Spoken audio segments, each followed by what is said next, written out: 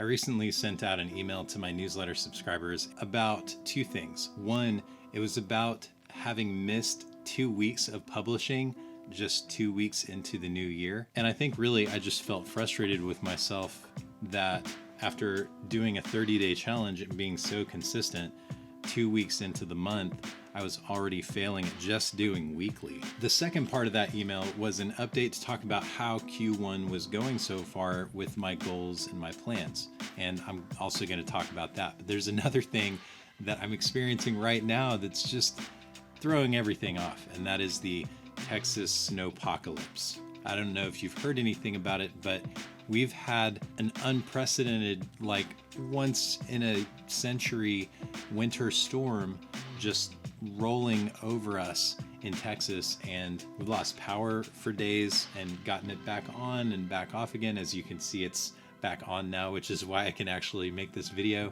We've had a loss of water pressure. Some of our neighbors had pipes burst, and so they've been coming over and getting water from us, and we've been getting hot meals from neighbors. It's been really tough.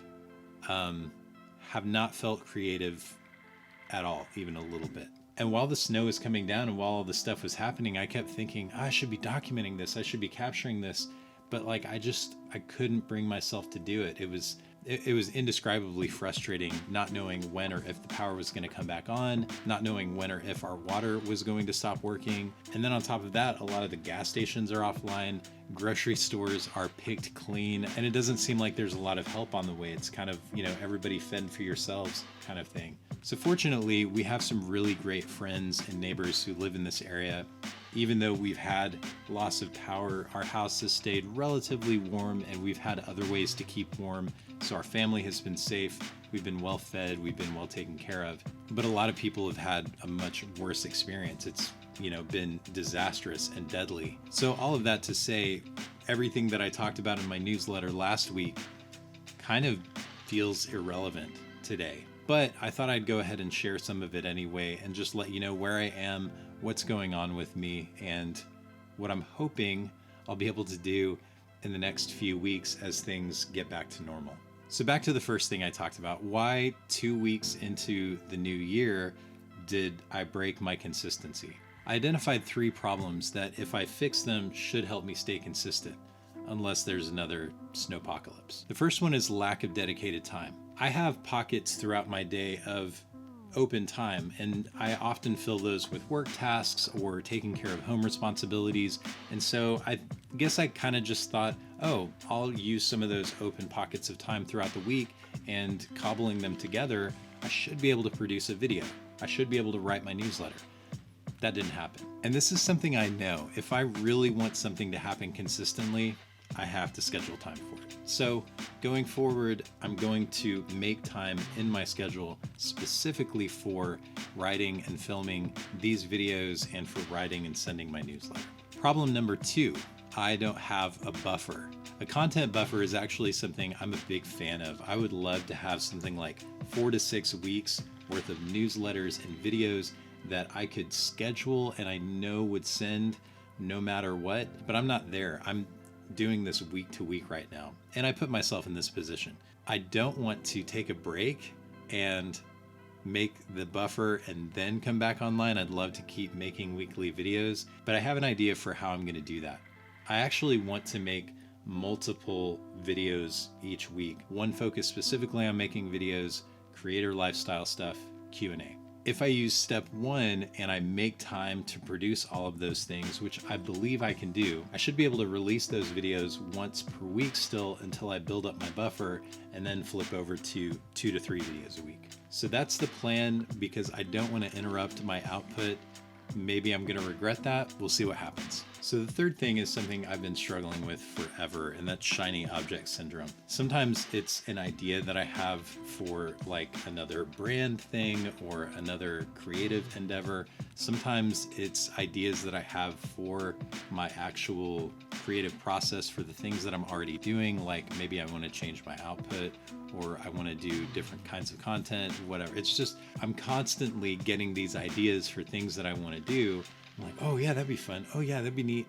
And it just gets me off track by degrees. What I'm going to do going forward is I'm going to have a weekly time scheduled, maybe 5 to 10 minutes, maybe daily, I don't know, where I just sit down and I refocus myself on what I'm trying to do, on my goals, and how long I'm committing myself to doing something before switching. And then in addition to that, I'm also going to keep in my journal a place where I can write down all of these ideas. Something else that actually I found works well is that if I get an idea for like a website that I want to build for a brand or some idea or whatever, buy the domain.